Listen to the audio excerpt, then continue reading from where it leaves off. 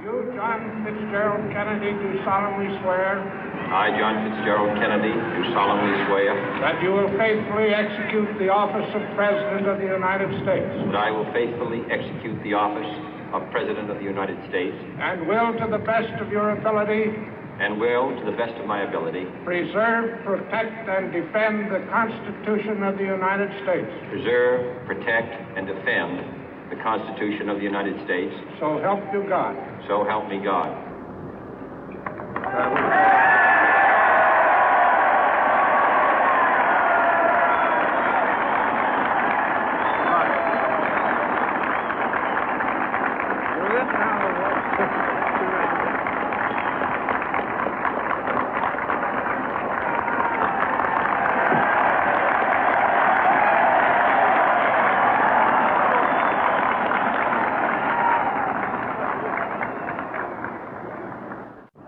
Vice President Johnson, Mr. Speaker, Mr. Chief Justice, President Eisenhower, Vice President Nixon, President Truman, Reverend clergy, fellow citizens.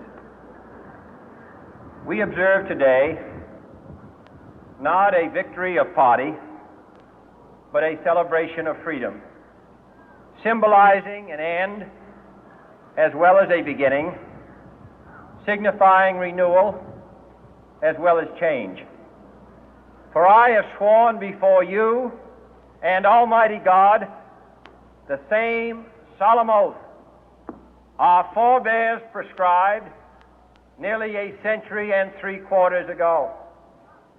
The world is very different now, for man holds in his mortal hands the power to abolish all forms of human poverty and all forms of human life.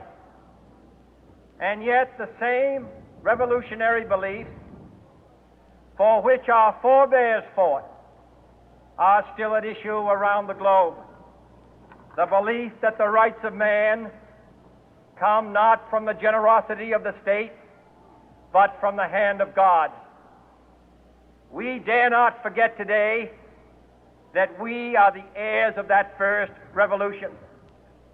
Let the word go forth from this time and place to friend and foe alike that the torch has been passed to a new generation of Americans born in this century, tempered by war, disciplined by a hard and bitter peace, proud of our ancient heritage, and unwilling to witness or permit the slow undoing of those human rights to which this nation has always been committed and to which we are committed today at home and around the world.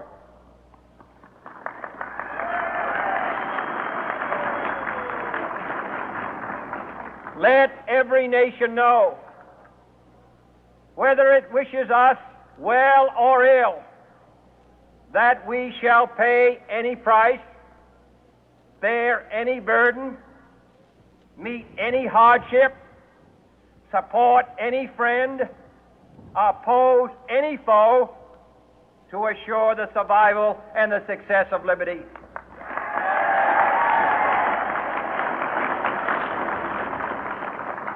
This much we pledge and more. To those old allies whose cultural and spiritual origins we share, we pledge the loyalty of faithful friends. United, there is little we cannot do in a host of cooperative ventures.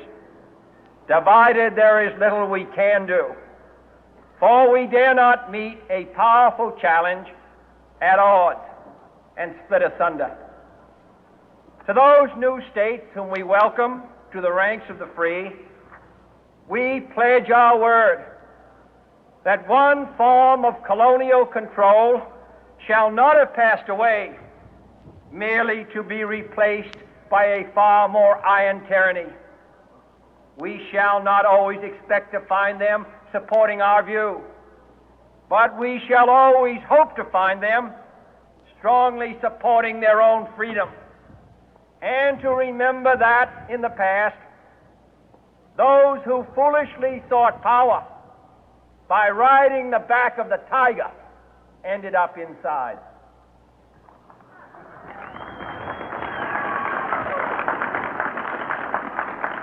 To those people in the huts and villages of half the globe struggling to break the bonds of mass misery, we pledge our best efforts to help them help themselves for whatever period is required, not because the communists may be doing it, not because we seek their votes, but because it is right. If a free society cannot help the many who are poor, it cannot save the few who are rich.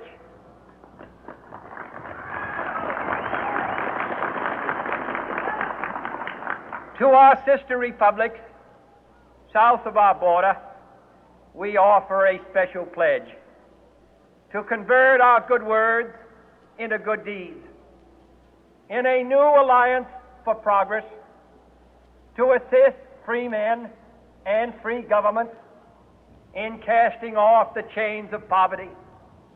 But this peaceful revolution of hope cannot become the prey of hostile powers. Let all our neighbors know that we shall join with them to oppose aggression or subversion anywhere in the Americas. And let every other power know that this hemisphere intends to remain the master of its own house.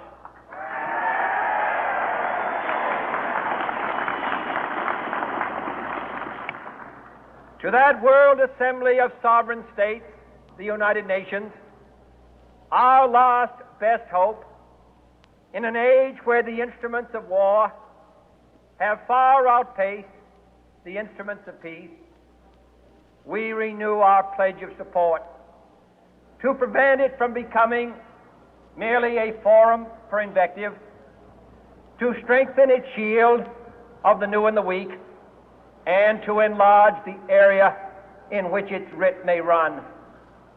Finally,